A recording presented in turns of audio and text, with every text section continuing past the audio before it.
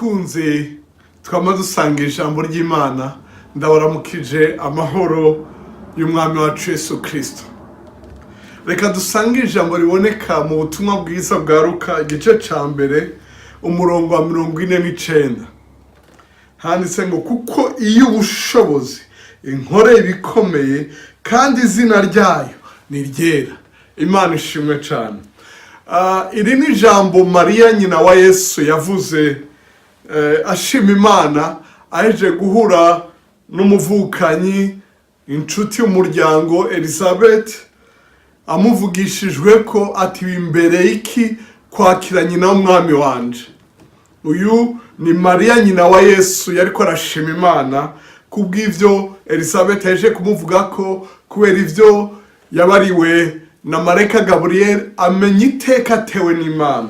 Muri iki gihe c'imisi mikuru ya Noeli, misi mikuru twibuka ukuvuka k'umwami wacu Yesu Kristo, twibuka urukundo Imana yatweretse mu kuduha umwana wayo ikunda cyane, akambara ishusho y'umwana w'umuntu, akaza akamugurano, akaza akafata ikibanza cacu, akakira ivyatugora akabigira gwiwe kugira ngo aduhe ivyiwe bibi vyacu natwe abamwizeye. Hari amajambo menshi yavuze ngashima Imana, ariko uyu murongo wa mbere mushasha muri iyi minsi, kuko iyo ubushobozi inkoreye ibikomeye kandi izina ryayo ni ryera.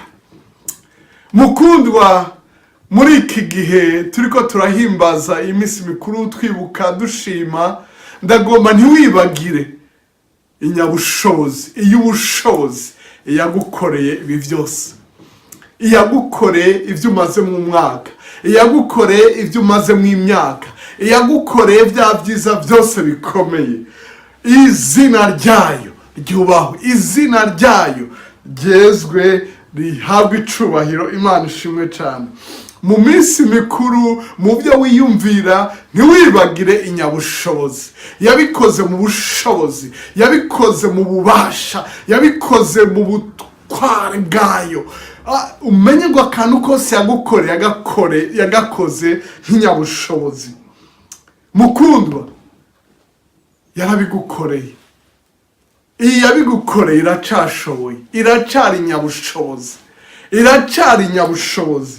Ndagomba ntiwibagire inyabushobozi. Nige wumva intege nke, nige wumva urushe, nige uraba ibintu waciye mu mwaka wose ukabona ko hari ibitaragenda neza, ibitarakunda nk'uko wari uvyizeye, canke ivyakubabaje, kumbura arapfushije, warabuze umuvukanyi, umukunzi, umugenzi, umubanyi, uwo mwakorana, uwo mwiganye, hari vyagukomerekeje. Ibiguteye intege nke vyose, ibikumaza ubushobozi, ntibikwibagize yuko inyabushobozi, iyo ubushobozi yagukoreye ibikomeye kandi isubira kugukorera ibikomeye. Uvyizere, uhagarare muri iri jambo, nawe bigutere kwishimira. Bamwe mu ishengero rya Katolika bayita Magnificat. Elizabeth ahejeje kumubwira amajambo, akamubwira ati kandi ahirwa wewe wizeye kuko ivyo wabwiwe n'umwami Imana bizoshika. Mariya aravuga ati ubugingo bwanje butazira umwami Imana, umutima wanje unezerewe Imana umukiza wanje, kuko yabonye ubufafara bw'umugurano wayo, kandi uhereye none abibihe vyose azonyita umuhirwe. Kuko iyo ubushobozi inkore bikomeye kandi izina ryayo ni ryera, imbabazi zayo ziri kuba yubaha kubuzukuru no kuruza babo. Yerekanishije ubushobozi ukuboko kwayo, yasabagije abibona mu byo biyumvira mu mitima yabo. Arabandanya ashima Imana nk'uko nawe ushishikara gushima Imana, uvuga andi majambo avuye ku mutima wawe. Wibuke y'ubushobozi, uyishime bivuye ku mutima.